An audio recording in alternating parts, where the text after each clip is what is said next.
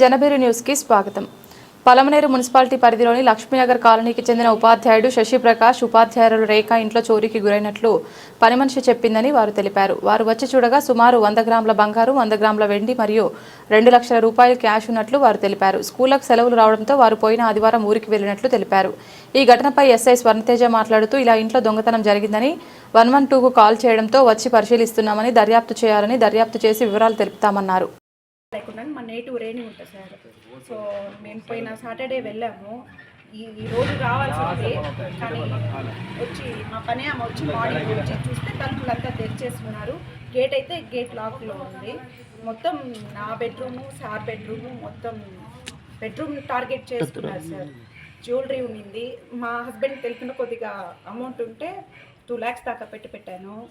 So gold ఒక 100 grams above పోయింది sir. Chain, long chain, గాజులు ఒక ఇది మిగతా అంతా నేను వేసుకొని వెళ్ళిపోయాను. సిల్వర్ ఏదో కొద్దిగా నెక్ ఇవి ఉన్నాయి అంతే సార్. సుమారుగా ఎంత పోయిండొచ్చు? అప్రాక్సిమేట్ 100 grams గోల్డ్ పోయింది సార్. సిల్వర్ తక్కువే. Cash madam? Cash 2 lakhs above ఉంటుంది సార్.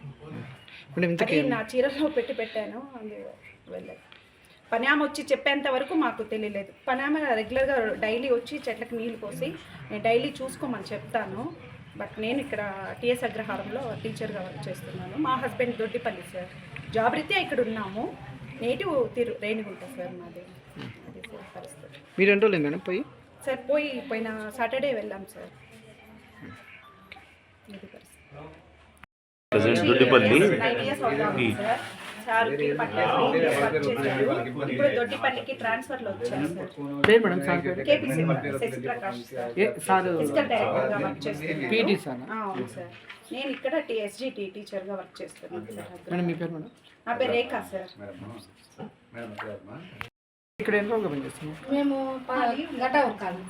మీరు ఇక్కడ ఎన్ని రోజులుగా పనిచేస్తున్నారు? మేము 3 ఏళ్ళుగా చేస్తున్నాం. ఏం పేరు? నా పేరు మాధవ్.